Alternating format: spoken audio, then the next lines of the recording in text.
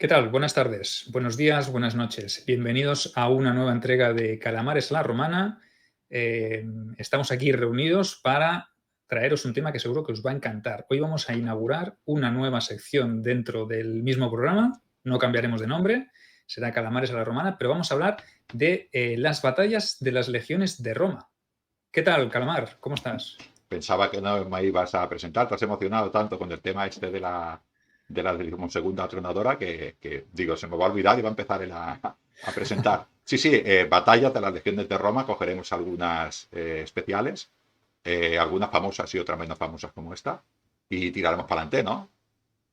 Sí, porque seguro que aunque no sean tan conocidas, seguro que cuando os las expliquemos os van a gustar. Entonces, hoy os vamos a traer una que no es de las que más he destacado en las fuentes, pero para mí es espectacular, ¿no? Y merece que le dediquemos unos minutitos a narrarla, ¿no, Ángel? Pero antes de todo, ¿dónde nos ubicamos con esta 12ª legión atronadora? Sí, sí, un poquitín para que nuestros oyentes, nuestros calamares, oye, vamos a llamar los calamares, Sí, sí, los sí, calamares sí. que están nadando alrededor nuestro, se sitúen. Estamos en la época de Marco Aurelio, más bien al final de su reinado, y estamos en unas guerras que son las guerras marcomanas, que tardaron, creo que son 24 años, lo digo de memoria, ¿no?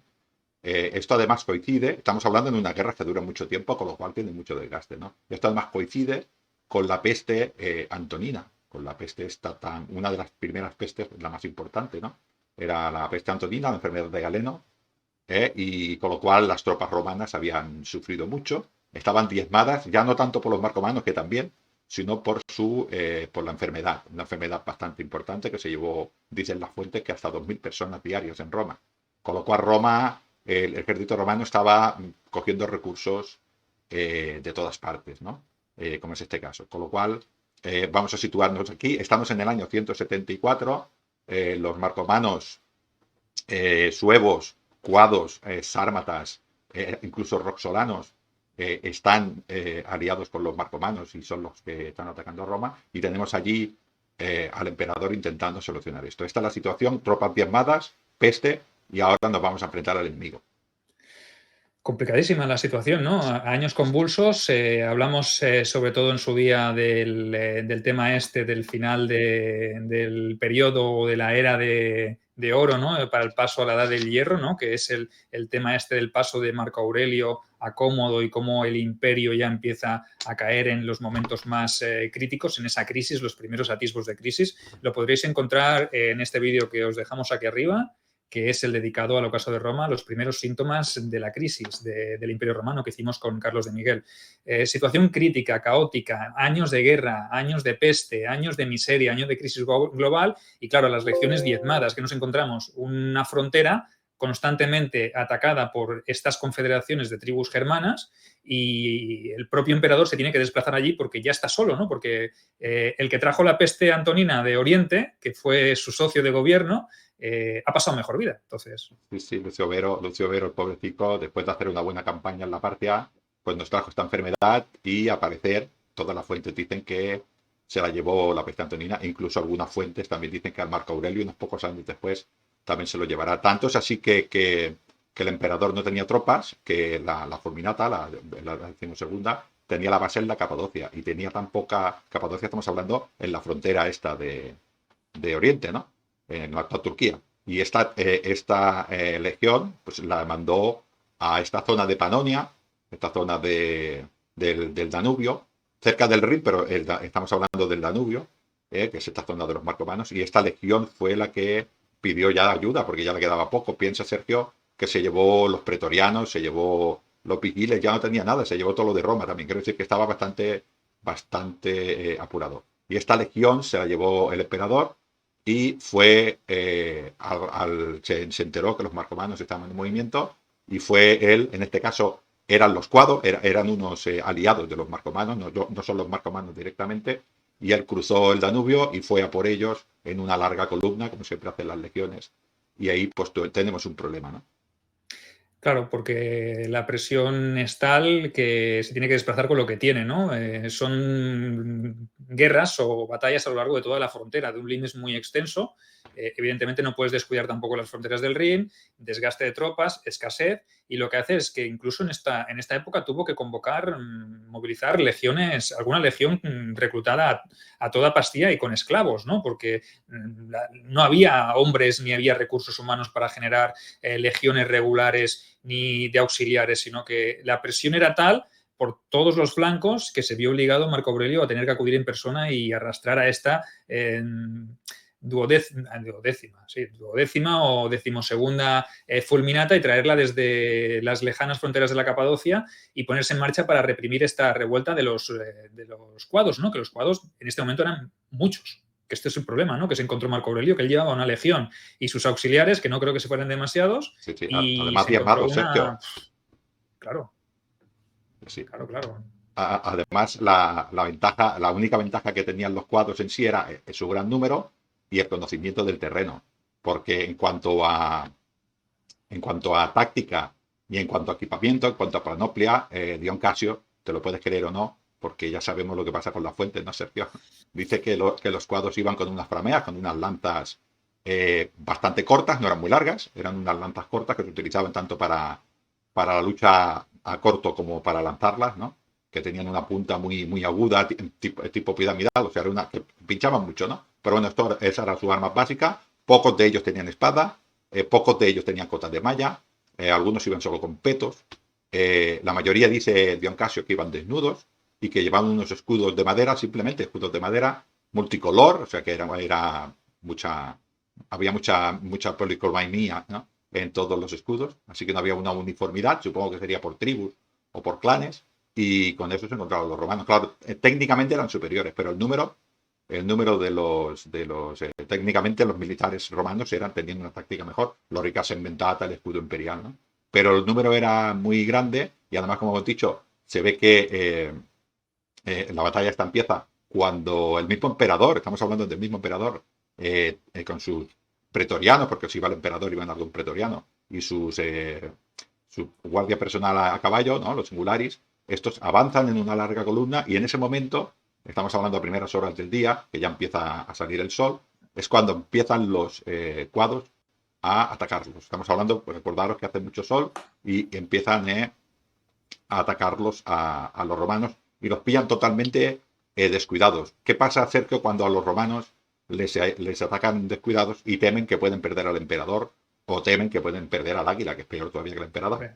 Se forman la táctica de combate o la formación de combate de emergencia, ¿no? Que es el orbis, el orbe o el cuadrado. No sé, depende del momento, de las estructuras, de la capacidad geoestratégica del terreno también. Pues se forma un cuadro o un círculo y en el centro se ponen pues, los oficiales, los estandartes, la plana mayor del ejército, de la legión, y los legionarios pues se defienden pues como pueden, ¿no? Realmente, y ante un número ingente de cuadros, pues la situación debía ser bastante crítica. Además, añadiendo eso, ¿no? El calor que dices, porque me parece que esta campaña o esta batalla se produjo en pleno verano, ¿no? Y los legionarios pues iban con lo opuesto, no se habían pertrechado lo suficiente porque iban desplazándose de un lugar a otro y no se esperaban quizá encontrarse esa resistencia. Los cuadros les sorprenden. Su rey era bastante aguerrido, ¿no? Y dice, pues ya que estamos aquí, que somos un montón, pues vamos a darle caña a estos romanos, ¿no? Y los romanos se defienden pues con esa formación en orbe o en cuadro, ¿no? Y eso es, pues obviamente, bastante complejo. No es lo mismo combatir en esa formación que combatir en un orden abierto, con las filas bien desplegadas, y tiene sus dificultades. Si a eso le añades la escasez de agua, pues ya tienes todo ahí el cúmulo de despropósitos para que la batalla se pierda, ¿no? O sea que en este caso nos pinta bastante jodido para la legión decimosegunda atronadora, ¿no? Sí, en ese momento no sé si era atronadora ya no, o todavía la atronadora viene después de esta batalla, ¿verdad? La atronadora viene después de esta batalla. Esta legión es la decimosegunda, es de la época de César, quiero decir, es una legión con mucha historia. Ha estado en todos los líos, ¿no? Y a partir de aquí, sí, en todos los fregados. Y a partir de aquí es donde recibe este nombre. Vamos a lo que has dicho, Sergio. Los romanos se ponen en orden, en orbe. Los cuados, con su rey, se llamaba Ariogeso. Ordena atacar. por todos bandos. Los romanos en orbe están siempre mirando de cara al enemigo y aguantan y empiezan a caer cuadros y los romanos aguantan, aguantan, aguantan y al final aquel rey dice, ¿qué necesidad tengo de perder más hombres? Oye, me aparto, no los dejo moverse y al final en 2 días se van a morir de sed porque están con las lóricas y no tienen cerca, agua. ¿no? Les hace un asedio a ellos mismos que están montados en su orbe y les rodea y no les deja salir a por ningún tipo de provisión, ¿no? Los deja ahí diciendo, ya caerán, ya caeréis, o cuando quieran salir ya romperán el orbe y entonces ahí aprovecharemos para entrar, para que vaya a sacrificar más guerreros lanzándolos contra ese muro de escudos que obviamente pues hay que comprender que este rey tonto no era y sabía que los romanos estaban en ese momento por lo menos iba a ser muy costoso poderles derrotar, entonces prisa no tenía, refuerzos no les iban a llegar, obviamente pues para qué perder más guerreros cuando simplemente que el tiempo, ¿no? Y el desgaste y el hambre y la sed pues cumpla con su función, ¿no? En este caso los romanos que suelen más ser los que asedian son los asediados y por una tribu germana de bárbaros que van casi todos ahí a pecho descubierto, ¿no? A pecho descubierto, sí. Lo que pasa, Sergio, que aquí viene la magia, ¿no? Ahora empezamos, ya no es una guerra de hombres, Sergio, es una guerra de dioses. Es espectacular. Estos cuadros ahora van a un tal Donner, que era su rey, ¿no? De la guerra, y ellos pues luchaban y tal, ¿no? Y entre las tropas de... Esto es verdad, que la gente se piensa que no, pero es verdad, entre los hombres que iban con Marco Aurelio había un sacerdote egipcio que se llamaba Arnufis y se puso a rezar a su dios y le pidió que los romanos se salvaran. Y al dios egipcio, entiendo. Al dios egipcio no romano, sí. No dios romano. No, a un dios egipcio de este sacerdote, ¿no? Y claro, ¿qué les hacía falta a los romanos? Pues lo que les hacía falta era agua. Pues se pone a llover, tío. O sea, de la nada, ¿no? O sea, ahí de un día soleado, claro, que caía una que no veas, que hacía ahí más calor que en la playa en Benidorm en pleno mes de agosto, de repente empiezan a aparecer nubes y empieza a llover, ¿no? ¿Y eso qué es? O sea, yo me imagino a los legionarios ahí, abriendo la boca y cae agua, bebed. Dion Casio dice, al principio todos levantaron las caras y recibieron el agua en la boca. Después algunos extendieron sus escudos y algunos sus cascos para recogerla. Cascos manchados con la sangre de sus cabezas, con el sudor, con todo, ¿no? O sea, aquello era un popurrí, pero había tanta sed y lo estaban pasando tan mal los romanos que aquella agua era como, vamos, una bendición de ese dios. Caída del cielo, hombre, los dioses siempre ayudan a los píos. Esto está así. Bueno, yo he escuchado por ahí, he leído, no sé si es verdad, que esa legión decimosegunda en esos momentos estaba compuesta por muchos cristianos, por muchos legionarios de origen cristiano. Entonces, claro, los dioses de este señor egipcio, vale, pero los cristianos si eran legionarios, o los legionarios en este caso si eran cristianos, a lo mejor lo atribuyeran a su rey, a su dios, ¿no? A su todopoderoso dios. Lo que pasa es que Marco Aurelio tampoco es que fuera muy ferviente seguidor de los cristianos, ¿no? No los tenía mucho cariño. No creo que... Vamos, yo no estaba allí. Pero yo creo que los soldados cristianos, habría soldados cristianos, pero que se pusieran a rezar delante del emperador. A escondidas, ¿no? Cada uno en su casa rezaba lo que quería, ¿no? Pero sí que es verdad que sea un dios, sean los dioses egipcios, sean los dioses romanos, fuera quien fuera, aquello sí que salvó a las legiones romanas, ¿no? Porque también los cuados se quedarían alucinando, ¿no? Ahora se tiene que poner a llover. Los cuados, ¿les estamos dando ahí agua a estos romanos? Sergio, los cuados se quedaron alucinados, pero vieron que los romanos estaban pendientes de recoger agua y dijeron, no, hombre, están pendientes de recoger agua, pues no estarán pendientes de atacarnos, ¿no? Y el rey dijo, pues a por ellos, y lo lanzó contra los romanos, y se parece ser que llegó hasta el contacto, claro. Estos primeros romanos que estaban entretenidos con el agua, pues evidentemente cayeron. Enseguida las tropas intentaron organizarse, ¿no? Pero pasó todavía algo más fuerte, Sergio. Cuando estos estaban atacando los cuadros, dicen, vamos, ya olían la sangre, ¿no? Porque ya habían abierto un poquitín del orbe, se pone a granizar, Sergio.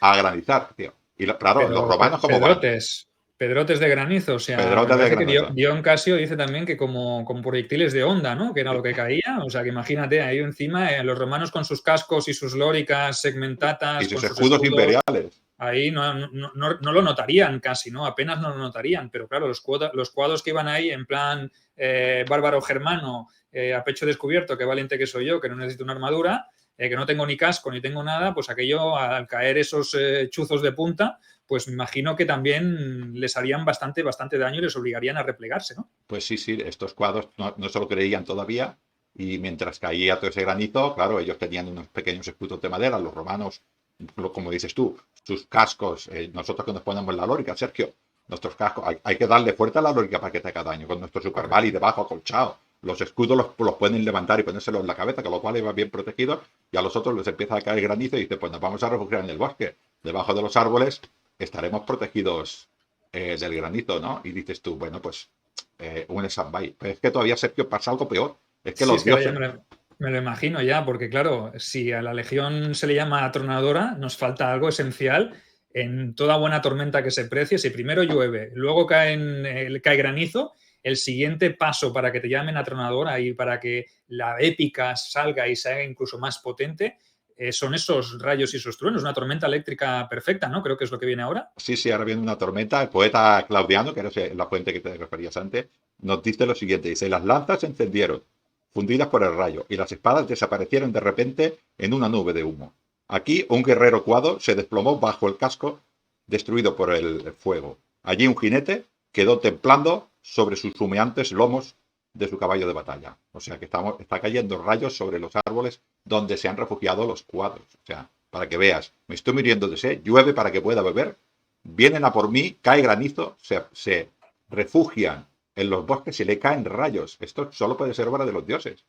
O sea, pero esto para un germano, para el rey germano, para el rey cuado en ese momento, debía ser, los dioses nos la tienen jurada, ¿no? Los romanos tienen la ayuda divina. No podremos vencer esta batalla por mucho que seamos 10 veces más. Esa legión está bendecida por los dioses. Entonces, ¿qué vamos a hacer contra ellos? Nada, lo único que nos queda es rendirnos, ¿no? Claudicar y buscar la piedad del emperador, porque esta legión es la protegida de los dioses, incluso de los míos, ¿no? Porque el rey cuado debe pensar, ni mi propio dios Donner me protege, sino que está venciendo esa batalla que se libra también en los cielos, ¿no? Entre los dioses, la han ganado también los dioses romanos. Sí. Es brutal. Es tan brutal, Sergio, que los que sobreviven de los bosques se dirigen hacia los romanos y se rinden diciéndolo que los salven de los dioses. O sea, los cuados se dirigen hacia ellos y se rinden y dicen, no, dejar ya, pedirle a vuestros dioses que nos dejen de atacar. Vamos a ver, para que veamos, ¿no?, una situación casi desesperada, y los mismos germanos, en este caso los cuados, se dirigen hacia el emperador para rendirse, para que los dioses no los acaben matando. Porque claro, Sergio, tú puedes luchar contra los hombres, pero no puedes luchar contra los dioses. No, es que eso es quizá la moraleja de todo eso, ¿no? Y por el otro lado, los romanos, la legión decimosegunda ya atronadora, porque ahora ya sí. Supongo que aquí Marco Aurelio o las fuentes que hubieran en el momento dirían, en ese devenir de una batalla que ya estaba perdida, que el honor de Roma iba a perderse, habían luchado con honor, habían aguantado, habían resistido, pero claro, la superioridad numérica del enemigo era tan bestia que estábamos condenados a fracasar. Y de repente, lluvia, granizo y truenos y rayos y relámpagos. Pues ahí está la atronadora. O sea, Marco Aurelio en ese momento dijo, o yo imagino que dijo, no he ganado yo la batalla, la ha ganado la decimosegunda atronadora. Además lo diría así, atronadora. Es que es espectacular. El hombre se apiadó de este rey, del rey Ariogueso, se apiadó de él y lo mandó a Britania. No lo mató, lo mandó a Britania, a una villa, y le dijo, muérete allí, porque bastante susto has pasado.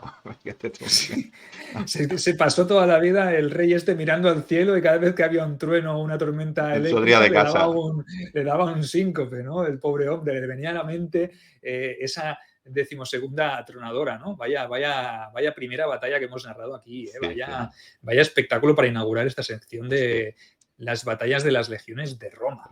Además, Sergio, una pregunta que te hago a ti, la realidad siempre supera la ficción. Seguro que fue más épico de lo que se cuenta.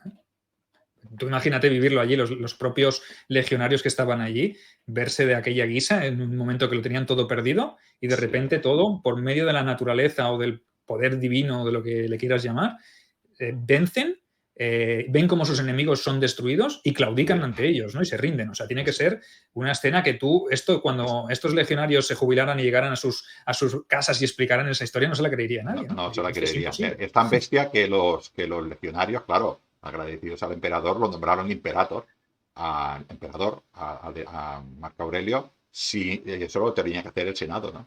Y el primero no quería aceptarlo un poco, pero bueno, se vio la situación, mandó una carta al Senado, el Senado se enteró de lo que había pasado y el Senado dijo, en vez de enfadarse y decir, hombre, esto prácticamente es una usurpación, no te pases por encima de nuestro poder, ¿no? El Senado le dijo, faltaría más, todos los años que quieras.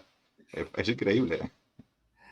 Bueno, pues espectacular. Me parece que con esto ya podemos dar por finiquitada esta batalla. Os la podéis imaginar, os la hemos intentado explicar y recrear de la mejor manera posible. Espero que os haya gustado este primer programa dedicado de Calamares a la Romana, dedicado a las grandes batallas de las legiones de Roma. Si quieres, Sergio, debajo aquí tienen las vías de contacto, porque siempre se nos olvida, y que Sí. nos digan, que nos den comentarios o que nos digan alguna batalla que quiera un poquitín que contemos nosotros, ¿no? Nosotros tenemos unas cuantas en cartel, pero si alguien en concreto tiene alguna, pues también podemos un poquitín cambiar el programa, ¿no? Así Que estén atentos, que estén atentos también a las encuestas que vamos colgando en la comunidad, porque allí podemos hacer una encuesta que diga de qué grandes batallas o de qué batallas menos tratadas queréis que hablemos en el canal. Haremos una encuesta, os las pondremos y vosotros votaréis, pues como hemos hecho siempre en este canal. Más democráticos no se puede ser. Somos Calamares a la Romana cónsules, pero el Senado es el pueblo de Roma. Evidentemente hay que consultar a la plebe. Correcto. Bueno, pues si os ha gustado, ya sabéis lo que toca hacerse. Es suscribirse al canal, darle a la campanita para que salten los avisos y sin más, pues Ángel, nos despedimos hasta la siguiente entrega de Calamares a la Romana. Hasta la siguiente.